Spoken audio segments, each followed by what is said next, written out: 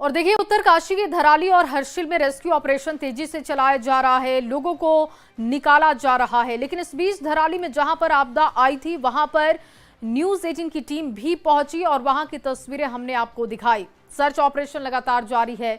इस बीच हर्षिल में सेना की तरफ से राहत और बचाव का काम तेज कर दिया गया है। हर तरह के साजो सामान के साथ अब खोजी कुत्ते भी मलबे के अंदर जिंदगी की कैसे तलाश में जुटे हुए हैं, आपको दिखाते हैं।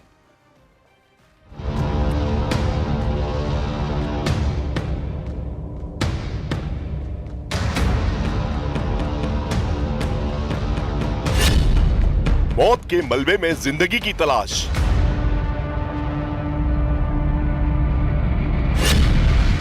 राहत और बचाव के काम में जुटी डॉग स्क्वाड।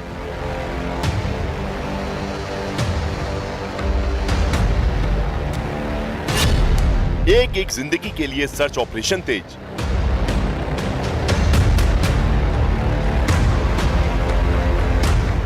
उत्तराखंड के हर्षिल और धराली में चारों तरफ तबाही का मंजर है।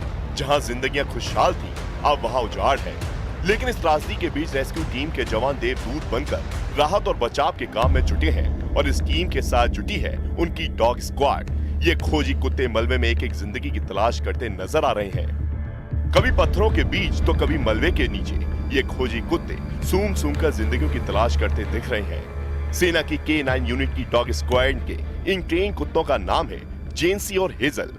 आपदा के बाद मौके पर सबसे पहले पहुंचने वाली K9 यूनिट के यही दो ट्रेन डॉग थी और ये पहले ही दिन से ही अपने हैंडलर के साथ मलबे में दबी जिंदगियों को तलाशने में जुटे हैं। गोल्डन लेब्राडोर का नाम है जेंसी और काले लेब्राडोर का नाम है हेजल। सेना के मुताबिक इन्हें सीधे मेरठ के RBC सेंटर से ग्राउंड जीरो पर भेजा गया है। इसके बाद 8 और डॉग को भी तैनात किया गया है, यानी कुल 10 खोजी कुत्ते जमीन के नीचे दबे लापता लोगों की तलाश कर रहे हैं। सेना की तरफ से जारी वीडियो में आर्मी के सर्च एंड रेस्क्यू डॉग जेंसी और हेजल अपने हैंडलर के साथ ऑपरेशन को अंजाम देते दिखाई दे रही हैं। हेजल 20 आर्मी डॉग यूनिट से है तो जेंसी RBC सेंटर एंड कॉलेज से है। दोनों की उम्र 2 साल है और 9 महीने की स्पेशल ट्रेनिंग के बाद इन्हें हवाई मार्ग से इतने बड़े ऑपरेशन पर भेजा गया है। इस मिशन पर जेंसी और हेजल के अलावा सारा, पोपाना, जून और राही को भी शामिल किया गया है। ये सभी लेब्राडोर नस्ल के हैं और रेस्क्यू ऑपरेशन में माहिर हैं।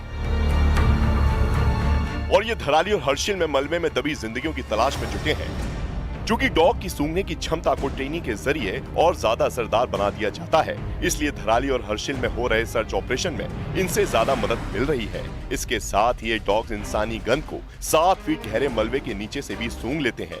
जहां मशीनें नहीं पहुंच सकती, वहां ये बड़ी कुशलता से काम करते हैं। हर डॉग 1 घंटे में 5 एकड़ तक की जगह को स्कैन कर सकता है, जो करीब 20 जवानों के काम के बराबर है। इनकी मदद से कई फंसे लोगों को ढूंढा गया और शव बरामद किए गए। सेना की K9 यूनिट के ये खोजी कुत्ते एवलॉन्च के दौरान बर्फ में दबे सेना के जवानों को भी ढूंढ निकालने में माहिर होते हैं। ये कुत्ते अपनी खास ट्रेनिंग और क्षमताओं के लिए दुनिया भर में जाने जाते हैं। इसके लिए खास तरह की ट्रेनिंग से गुजरना पड़ता है।